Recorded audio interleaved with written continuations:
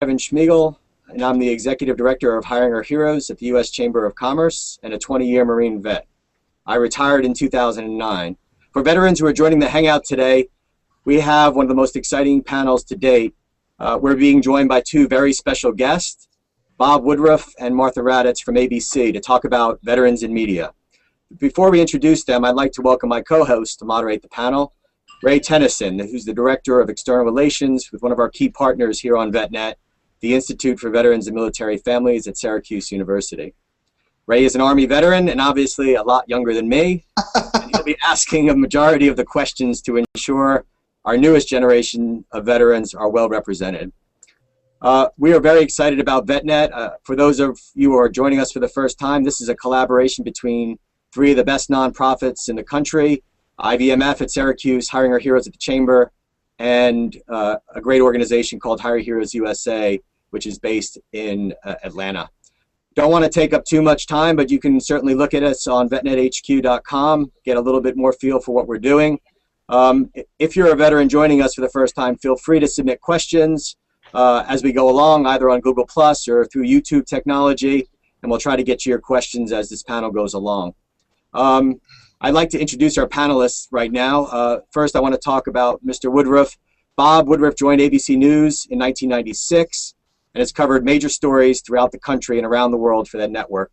He was named co-anchor of ABC's World News Tonight in December of 2005. On January 29, 2006, while reporting on U.S. and Iraqi security forces, Bob was seriously injured by a roadside bomb that struck his vehicle near Taji, Iraq. In February 2017, just 13 months after being wounded in Iraq, Bob returned to ABC News with his first on-air report, To Iraq and Back, Bob Woodruff Reports. Since returning to the air, Bob has reported from around the globe.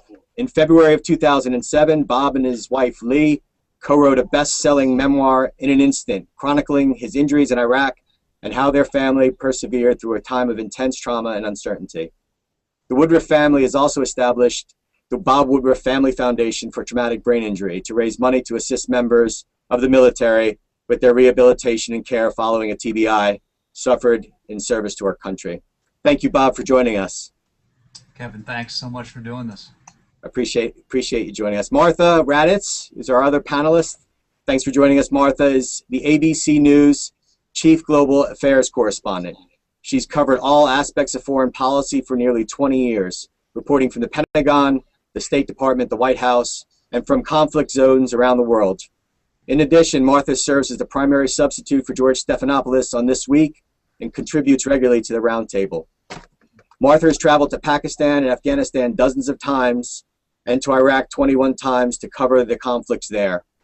She is the author of The Long Road Home, A Story of War and Family, a highly acclaimed book that was released in March of 2007 and is well known throughout the veteran and military family space. Martha is also a frequent guest on PBS's Washington Week and Charlie Rose. Thank you for joining us, Martha. It's great to be here, Kevin. We like that logo behind you. Bob and I don't have that, but you got that ABC News thing going. Well, it's a pleasure to be here in the studio. I want to now welcome Ray to start the panel and open up for questions to our two very special guests. Thanks, Kevin. And Bob and Martha, please allow me to add my thanks for being here. We really appreciate everything that you've both done. One thing, Kevin talked a little bit about Bob and the Bob Woodruff Foundation, and Martha also sits on the board of directors of that foundation. And we'll talk a little bit about that work a bit later. But I want to really focus this around a couple different topics today. The first being talking about both of your experiences and background and how you got your start in media, in case there's vets out there who are interested in going this route that maybe want to be, whether it's in front of the camera or behind the camera or anything in between. And then also toward the end, shift toward both of your experiences covering not only stories in combat zones, but also back here in the States around key veteran issues and transition issues for vets. I'll also say, too, that we have a lot of folks that are watching on Google Plus and on YouTube, and so feel free to put some questions in the chat if you have some questions for Bob or Martha as we go through, and we'll take those from the chat window as well. So, Martha, maybe I'll start with you. Could you briefly just talk about your background, how your interest came in media, how you first got into the media industry? I have never taken a journalism class in my life. I'm a terrible example. I spoke once before some Marines at Quantico years ago, and the reporter speaking before me was talking about his education at Yale and how much he'd covered, how much he'd studied journalism, and I had to get up and say that recently I had given a talk to some graduate students at Johns Hopkins, and one of the young women there said, "Miss Raddatz, how can I follow in your footsteps?" And I said, "You're in graduate school. It's too late for you. You would have had to drop out of college, drink a lot of beer, and play a lot of pool." But the truth is, I actually did drop out of college in my senior year, and the reason I did it is because I got a job at a television station where I grew up.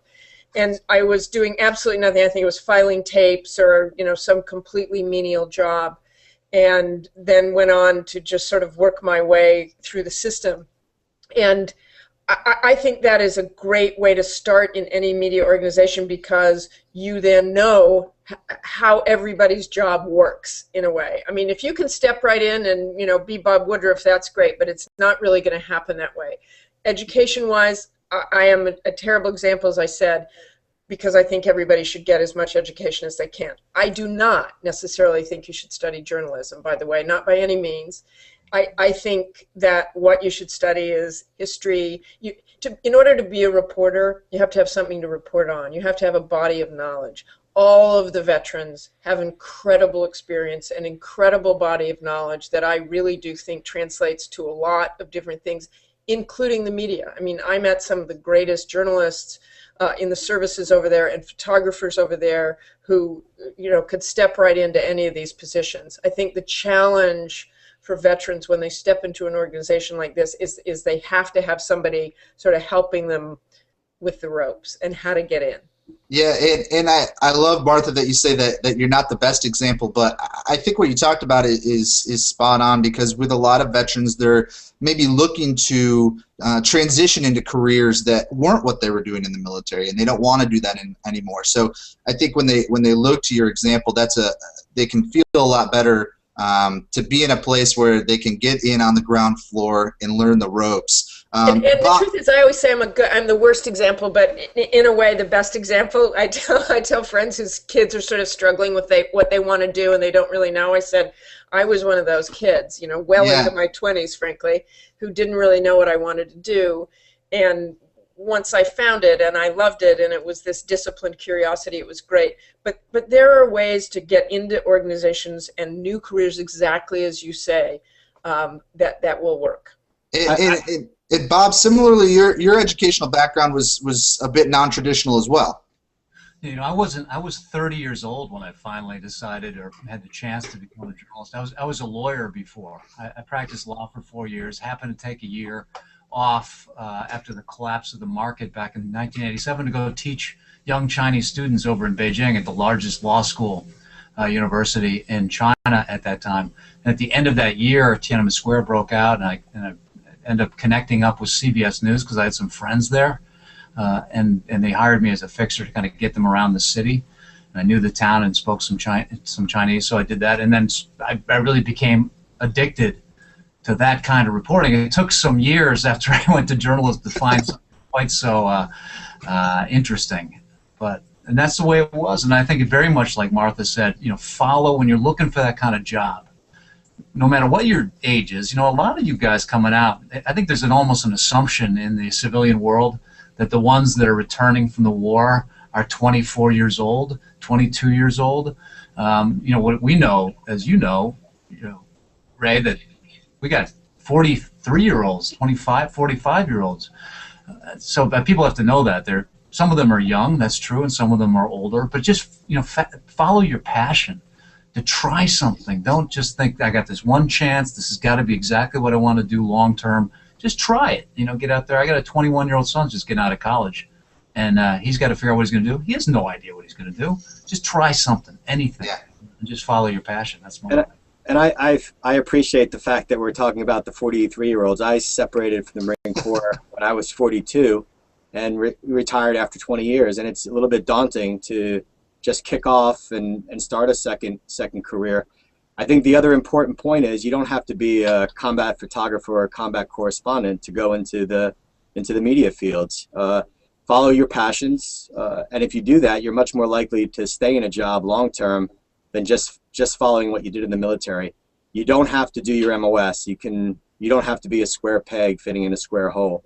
Follow your passions, follow your heart, and you're likely to succeed. Well, that's what I say too about the veterans when they come back. There's not many Americans that have actually seen the world outside of, over the seas from our coasts, and you guys have, and so you have ways to do kinds of jobs that a lot of other people aren't really actually have the ability to do it, or have not qualified to do so because you've done that. Not only that, just the kind of discipline. So you can try anything. And as Martha said, she I don't have degrees in journalism.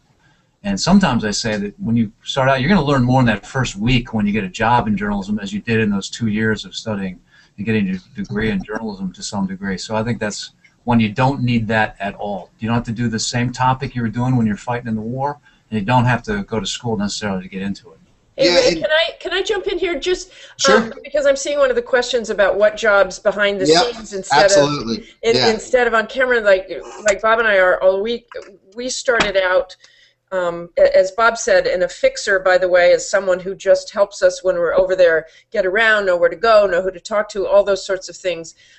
So that's actually one of the jobs in the media that's really important. There are other jobs like producers, and I think people don't really understand what a producer does. A producer, like right now, if I'm doing a story, my producer is trying to line up interviews, doing a lot of research, eventually putting it on TV, and sitting with the tape editor. There are tape editor jobs. There are research editor jobs. I substituted for George Stephanopoulos last weekend, and an absolutely vital job. And in fact, if any of you listening out there are completely political savants and love politics and love every little granularity about that, please let me know, because those jobs, for instance, those researchers are incredible. They track what's happened in the political news that week, who we should have on that show, suggested questions to ask people. All that there are so many facets to our business.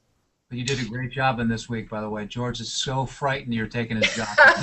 Yeah, I'm sure he is, Bob. Just shaking, I'm sure. Yeah, I have a long way to go.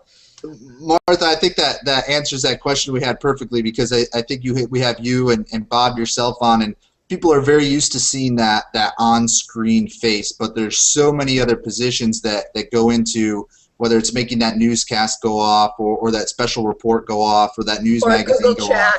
Absolutely, absolutely. We even have a producer on this Google Hangout. Bob and I are technical idiots.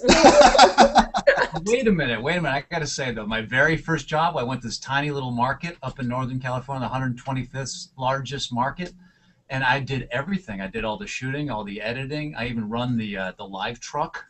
Okay, but could you still do that, Bobby? Because I did that when I first started too, but somehow my hard drive is so small I've forgotten how to do all that. The live truck was actually hauled along by horses, but I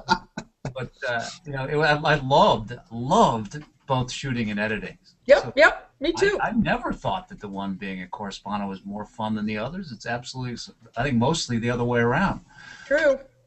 I think that's a good segue too, Bob. When you talk about shooting and editing, or Martha, you talk about all the different jobs behind the camera. One big question a lot of vets, as they transition, are looking into into a career is lifestyle. What are my lifestyle implications? What kind of schedule am I going to have? I see Martha's face, and it may not be that much different than what someone would have in the military with traveling and tight deadlines. Martha or Bob, could one of you speak a little bit to that lifestyle, the expectations of it? Well, I think that it depends what you're doing. There's certain specialists in particular topics. If you don't have a for example, like Martha covering everything military, she's coming right there in D.C. and she covers the Pentagon. And she's on very often because there's news coming out there all the time. Or you're one doing a lot of traveling reporting. You might do overseas reporting. Then you have much less flexibility. I mean, you have flexibility in a sense that you are not necessarily at a particular time every day. You don't have to make the deadline at 6:30 every night. You usually shoot and then gather for a couple days and then get something else on. So it depends which one you've got. But the schedule is, early to late or very little for a day, depends on what you're doing. Yeah. It really.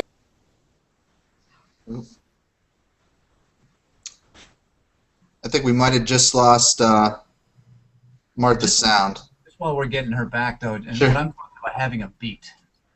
So there's a time shortly after I got back, when I started ABC, I had the beat of covering the Department of Justice right down there. Yeah. Okay, can you hear me now? How did that happen? We're just talking about how the definition of this is called a beat. So you've got others got a beat. I don't have a beat right now anymore like I used to.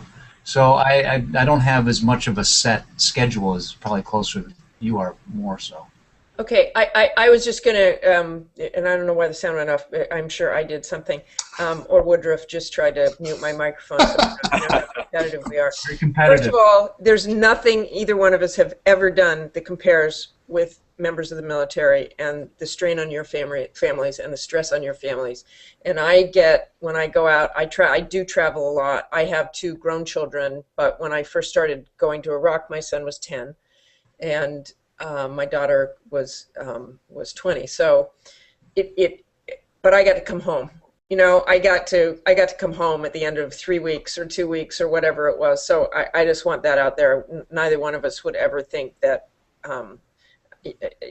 Bob, of course, suffered a horrible injury, and his family had unbelievable trauma, and they're brave, and I love them, and I love Bob. But you guys keep going back and went back for so many deployments. I hugely respect that and would never compare myself to that. On the other hand, if you're getting into the media, don't think it's going to be really easy on your lifestyle. I think one of the things with the media now is there are fewer people doing more things. I think Bob would probably agree in a way it's back to the future. When I started eons ago and was shooting my own film back then and editing my own tape and all that sort of stuff, it's kind of come around to that again. And you're doing a lot more than you used to do, and you just have fewer people. The stress is on family, and there's not a young person here who I would not say this to, and say it often, is that please do not abandon your life for this job. You have to have an outside life. You have to have a full, rich life. This job can be enormously stressful. Because I have a beat and because it's been very busy, yesterday I did Georgia's show on Sunday, which took all weekend, of course. Then Monday morning I was on Good Morning America, World News last night, and a Nightline piece. And today was about the first day I haven't done Good Morning America in, 3 weeks or something. And it was, I just hate to be really gender stereotype, but I went off shopping this morning. I was so excited. But it is, but on the other end, Bob has 4 children. Bob and Lee have 4 children. Our children get it. They know we feel really strongly about this. It's like any job. You have to have a passion for it. And my kids understand it. My kids have enormous respect for the military, and Bob certainly do more than anyone. And can I just add one thing, Martha? I think you really hit an important issue. I think we see a lot of younger veterans not staying in their jobs because they don't have as rewarding an experience when they leave the military. One thing is for sure, veterans aren't afraid of hard work. I do think we need to spend more time with our families when we leave the military because we go on much longer deployments. And as I got to my decision point, I remember my youngest son taking me back midway through a deployment with my wife and 2 other sons, and watching him really get upset when I got on the plane to go back to the Middle East. And that was a defining moment for me. But I would say there's a balance between finding something that you're passionate about. I work longer days and longer weeks than I did when I was in the Marine Corps serving this population. But if I didn't have that, I don't think I would be as satisfied, and I may have gone from one job to the other. So I think there's a balance. Yep. And I think for those, those of us that have been on the roads a lot, our deployments were small compared to, as Martha said. I think the most I've ever been on the road away from my family and my home was 17 weeks right after 9/11, and then going over to Islamabad and then getting into Afghanistan, for the rest of really almost beyond Christmas. And I remember coming back. We were living in London in the ABC bureau there, and I came back and I just didn't want to read anything, see anything, because we had some kind of we didn't even know it was called PTSD back then, but we were there amongst the Taliban and witnessing all these things that I just wanted to come back, go to Ireland for a week with my kids and just drink Guinness and watch the sheep. So there's this addiction thing too, though. I think when you come back from stories like that and you go back to the studio or somewhere back in the U.S. or back in the bureau over in London, I think most people I know want to get back where it was. I know a lot of groups have become my close friends now, the ones that have been injured in these wars, and they come back. They've not completed their mission before they came back, and their friends have now accomplished things, and some of them are still over there, and they just want to get back on the team. And I think those of us that don't return to those kinds of stories and those places we'd seen, I think we want to go back. So there's this kind of addiction, like Hurt Locker, at the end of the movie, you get the same kind of feeling. You want to get back, but it's one you can get used to, because I think journalism itself is addictive. So I think once you start doing it, it's hard to go to a different place. It's pretty unique in some ways. I want to shift real quick. We had another question that came in on the chat from Alan, and he's asking about, here we are doing this on a Google Hangout, and really, how do you see technology influencing the media? How do you see people using Hangouts and other technology influencing the media now, and what's in the future for that as well? Well, I'll say one quick point, which you're talking about revolution around the world, which is absolutely driven by things like Google Plus and Twitter and Facebook. I think you look in Tunisia, which was one of the first real Arab Spring event that was happening, and I know for a fact that was because people had the power to do some kind of debate because of what they learned and could communicate over all of that. So I think this change in the world. I think if you look at the Arab Spring time, I think exactly these things have had a huge impact on it, and that's only going to get more and more. But the only thing on the other side is we had a tradition in journalism that we have to have multiple sources for reporting. We had to solidify the story, know that it's truthful before we report it, and I think now things can go out there anytime, no credibility. So it's the difficult one is really to know if it's true or not. But little pieces come in all the time. We get video, we get images we never would have gotten before from everywhere when we report. So it's a story that's in some ways easier to tell, but harder to find the truth about. It's also, in terms of careers, we have a huge digital operation. If we can just talk about digital and editorial, a huge digital operation. So much of our content is on the web now. I mean, I think Bob does too, a whole segment on the web. I do longer interviews on the web that we couldn't put on before. And in many ways for us, it's like the substitute. We're not a cable, but we have digital, and we have great things on digital. And your younger veterans obviously are using the internet more than are probably watching world news. I don't think half our interns know who either me or Bob are. I mean, it's because we're on world news, but if they were reading, if they're on the internet, they would. And it's a great, if you miss something, you can go to the web, you can find it, you can, we get questions from the web, and I can put out something, say, hey, what would you ask, whoever that we're talking to tonight. It's a great way to stay in touch with America. Yeah. Now, believe me, there's a portion of people who are mean and nasty who I don't really want to keep in touch with because they're so mean, but yeah, but it's another resource. I also think that younger veterans should consider this as a vital tool as they're leaving. I think this has to be in their toolkit. Some type of IT experience, some type of it's across all the industries. So what we see at the Chamber and in Hiring Our Heroes is all the companies have a basic IT requirement. So it needs to be part of their basic skill set as they're looking for work. Yeah, I want to shift a little bit now. Bob and Martha, both of you have covered veterans issues extensively and transitioning from the military extensively. What's been, Bob, I think a lot of people on here might be familiar with your story. Martha, was there a certain draw of this type of work to you? How did you get involved in reporting on this type of work? Was it by choice? Did you kind of land there? And why do you still do it? Why is it still important to you? I sort of landed there, I guess. I started into local TV, just like Bob did, and the local television station I ended up working at as a second job. The first one was in we talk about television markets.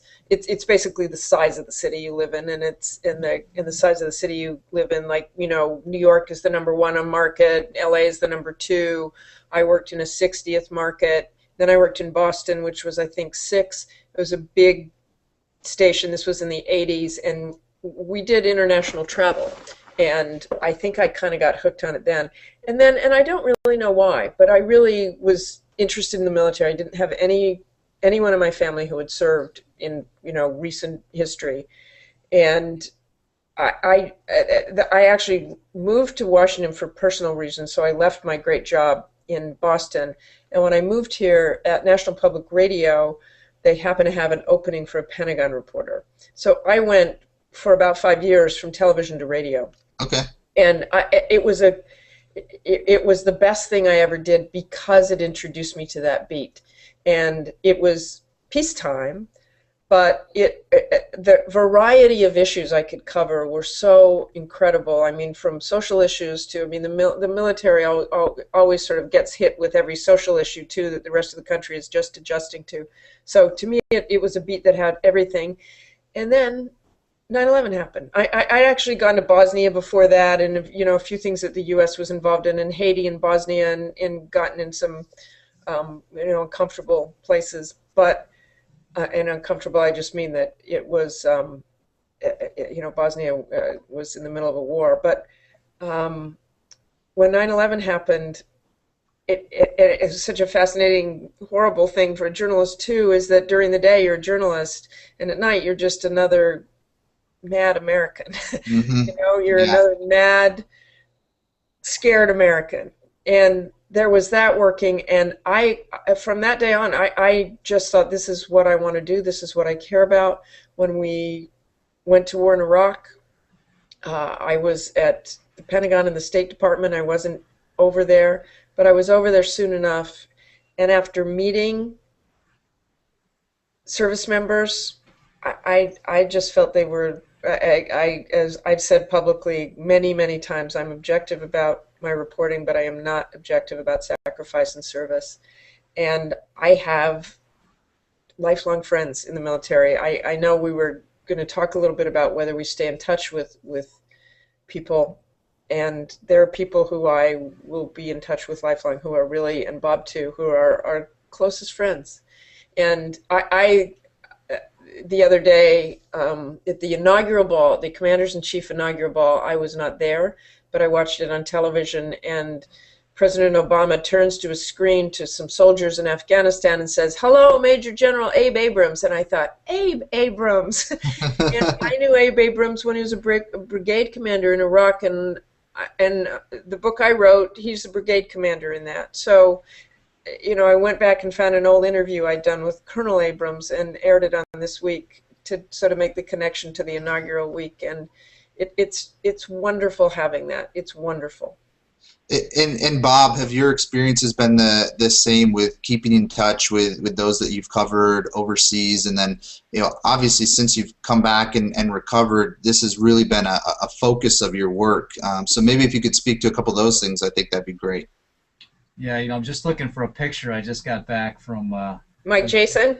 Yeah, Michael Jason, who was the major with us right out of Taji with the mitt that where I was hit, and he's a guy I've been in contact with for every year. John McFarland too. He was the first sergeant who was also with us at the time, and I just went down because Michael is now stepping down as the commander of where he is in South Carolina, and here's us. I don't know if you can see that or not, but there we were. Yes. Oh, yeah. They made me wear a tuxedo and do like the speech there. That's great. That he's in charge of. So yeah, I keep in contact. We don't usually wear tuxedos when we keep in contact, but we did. Those guys showed up with us, yeah, we become so incredibly close. Even those that we haven't gone through hell with, I'm still in contact with guys that I've done stories on. Yeah.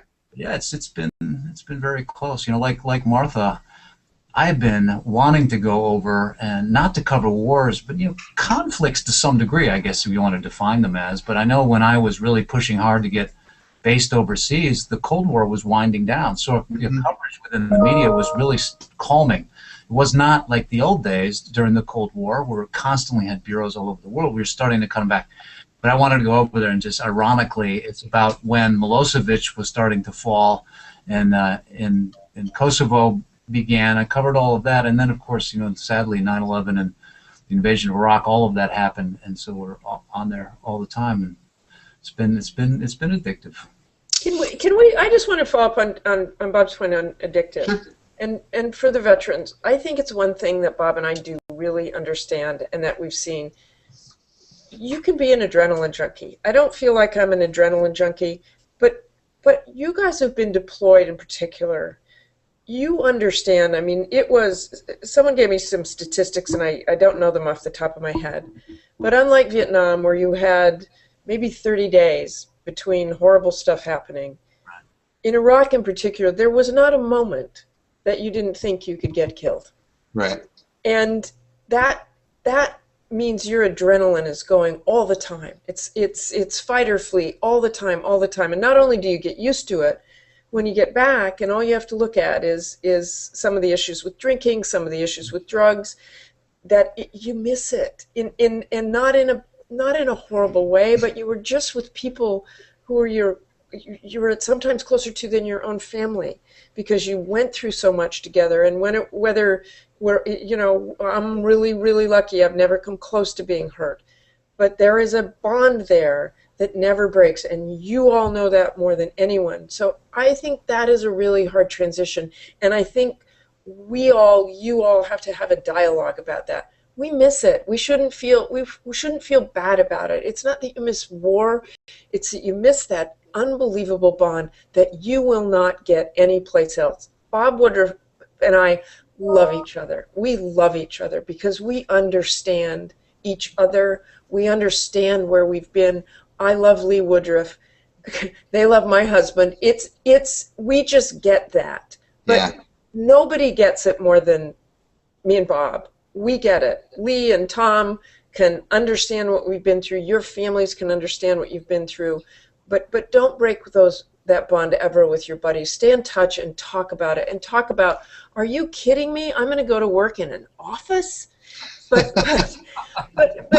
just like Kevin's done. Look what you're doing. Look what you're doing. You're staying with your brothers and sisters in a way to help. I mean, it's why Bob and Lee's foundation is the most fabulous organization to me. I mean, not only do we get to stay close to these people, but we get to, in whatever way possible, introduce to America how important and valuable all these veterans are. And Martha and I definitely agree too. We need more of you guys into the media. Not only just to go with us, because nobody would be trusted more in dangerous places somewhere in the world to make sure that we're safe because of experience you've done, but just because of the quality of your discipline and your intelligence. And I think we need to get a lot more of that in the media, and also to balance things out too. I remember one of the big differences between the Gulf War. I mentioned that I saw the Gulf War when I transferred into journalism. That was the one where the government did not want us anywhere near the war because there was absolutely no trust. Martha knows that. I would say most of the Pentagon trusts Martha Raddatz more than anybody else, and she's in the media. Yeah. Now we're close because we did spend time. We have some controversy, some criticism for embedding, but I'm a big believer that embedding made it much more well balanced than it was. It was not where we're following rules that was dictated by someone within the military, and therefore we're on one side as opposed to the other. I think the only rules we ever had with the military was we just can't report, like the invasion of Iraq, for example. We could not report operational detail, and we wouldn't have done that anyway. Yeah. And never the position where you're in, and certainly not the names of anybody until the families were notified whether they're injured or killed. Yeah. That was the only rules. Everything else was That was the competition. They could hide stuff, and we try to not tell them what we're doing. Right. But I don't think that's the case. I think the more we have interaction between the media and the journalists, then I think more fair the stories become and more balanced out. Yeah, we have another question that just came in on chat too from Jen Pilcher, and she's asking a little bit about what about the role of military spouses in media? You know, where does that fit in? Maybe they're moving a lot. How can that work to their advantage? Maybe. The military spouses are amazing, but all of you military spouses have your own challenges. You know, I bet Lee used to go through this even more so, Woodruff, when you would travel. The military spouses kind of buck up, and I'm going to do this while they're gone, and when you come home, it's like, who needs you? All right? I managed to do this on my own. I think the way military spouses are, I really try to get away from the just traditional, every military spouse is exactly the same, because they aren't any more than every service member is exactly the same. But your challenges, and I think the challenge for the military moving forward, is really to adapt to the changing marriages, to the changing spousal situations, the fact that spouses want to work and have a career and do all that, and the military isn't really set up to make that happen. And so you have that additional stress on spouses. I mean, how you move every year or 2 years is beyond me. It is extraordinary, the burdens you carry. Like Bob too, I remain very close to the spouses, and particularly the people who I met in Iraq and who still maintain a relationship with. So I think, I mean, you know, Army wives, that's not really the media. One of the things that I think is really important, I don't want to act like the military spouses are off in this different universe and that they look at themselves as victims any more than I want to portray the wounded as victims. You don't think of yourself as victims, and I don't like that, and I don't think that translates well into the workplace. I mean, you are not, and you shouldn't be portrayed that way. One of the things, let me turn this down. Sure. About the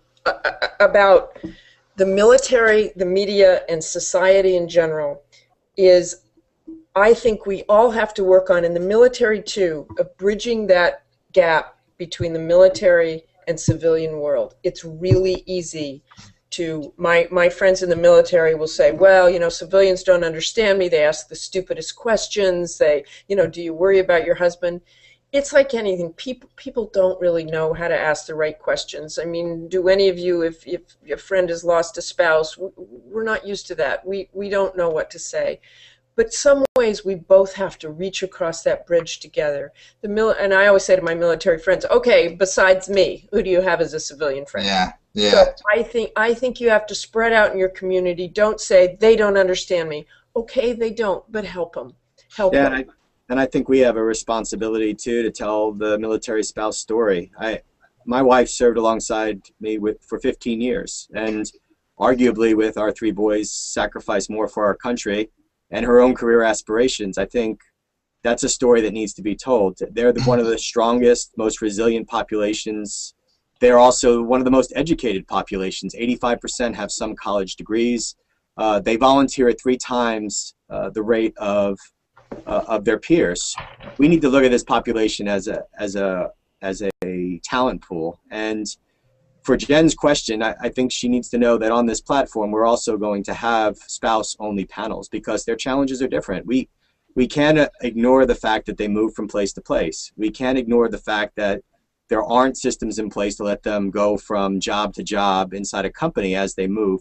And we're going to be rolling those programs out here on the Hangouts and focus on the challenges that spouses have separately with our founder of our program, Laura Dempsey, who is also the co-founder and chair of Blue Star Families, and who's moved 9 times in 14 years of marriage, and whose husband's deployed to Afghanistan for the 3rd time while she's leading this effort in hiring our heroes. You know, Martha, I wanted to ask a follow-up question because I think you raised an interesting point when you said a lot of service members say, you know, civilians don't understand me.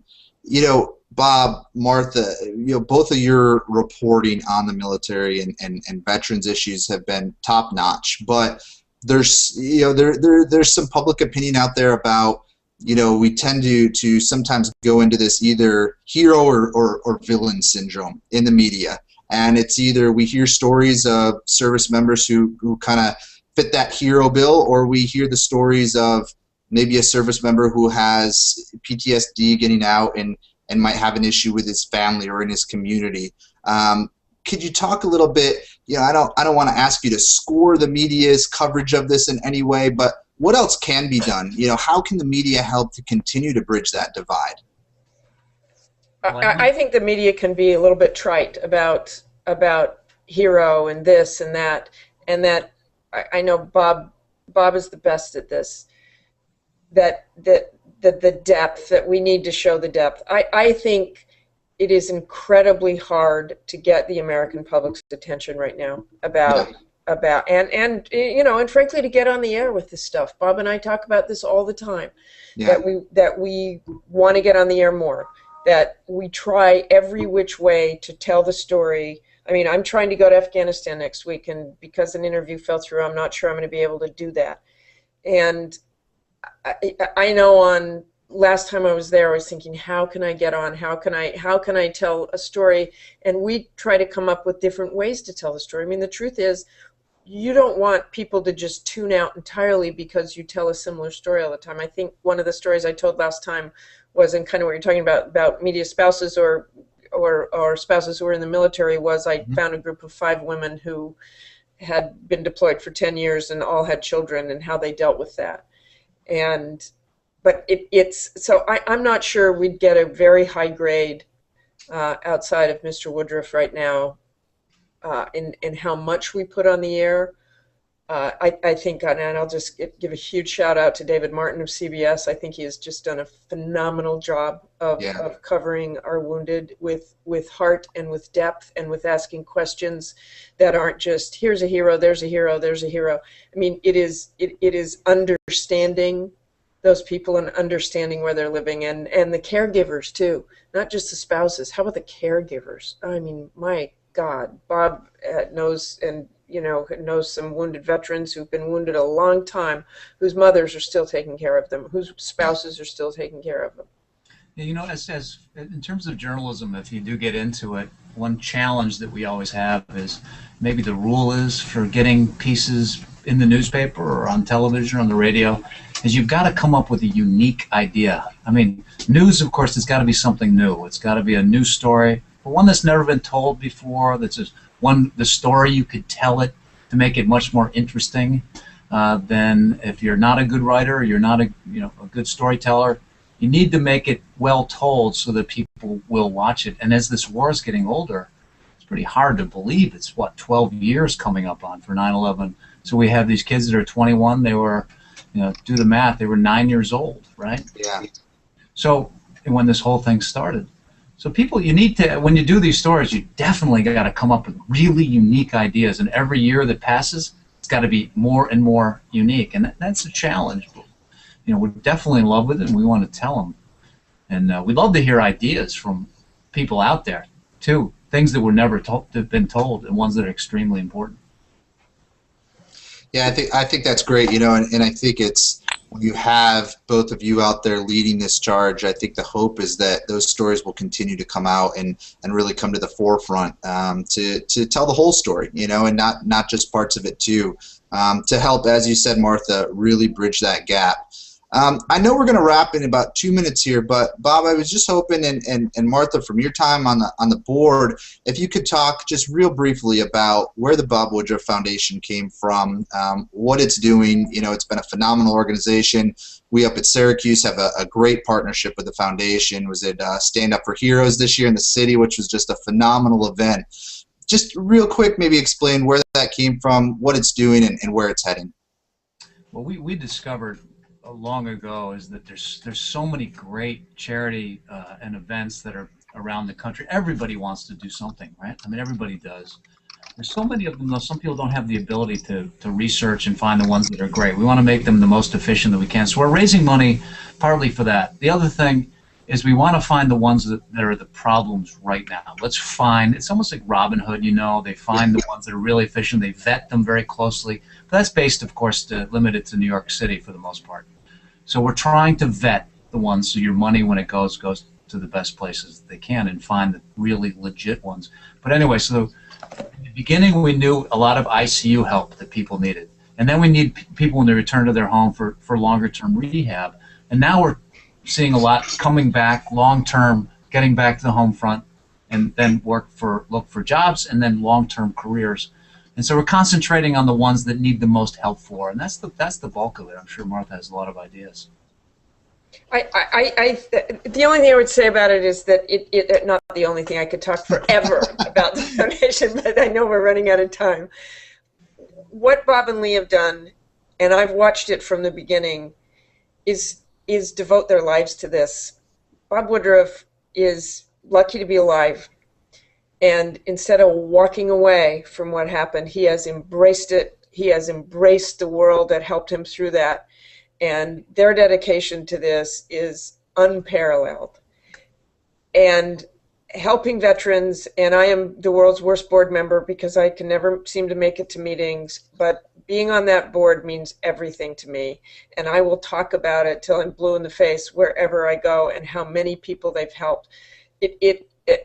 Bob was injured in 2006. We're 2013. It has grown and grown and grown, and all of you should go to remind.org. And if you want to be completely inspired, look at that website at remind.org and look at what veterans are doing for us and what the foundation is trying to do for them. Well, I think that's a great thing to wrap with. I want to thank both of you. As a veteran and someone who served for 20 years and is now running a program to help veterans and military spouses and their families, at least on the employment side, I want to thank you both for your leadership. I can tell you as a representative that those populations that your efforts don't go unnoticed. You're leaders in the space, and we sincerely appreciate everything you've done. And we'll continue to do because of your passion.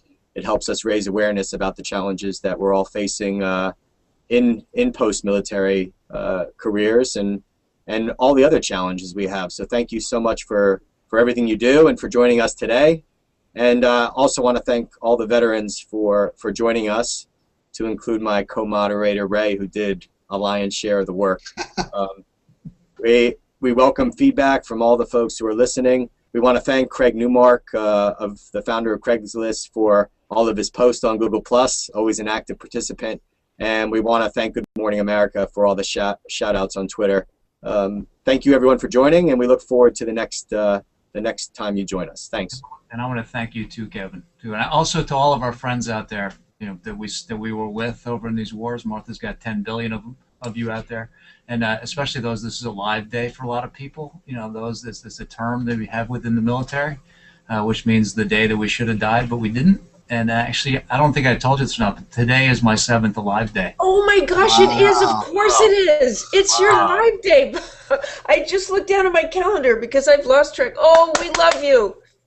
Well, you know, I'm glad I'm still here with you, Martha, I'll tell you that. And Doug Vogt out there, my brother, who was my cameraman with me, was also hit. I want to say hi to him, too, in case Doug's watching as well, and everybody else that was in that vehicle with me that day, because we got some other ones. None of us were killed, but we were certainly hit by that 155 millimeters. So I just want to say hi to all those people, too.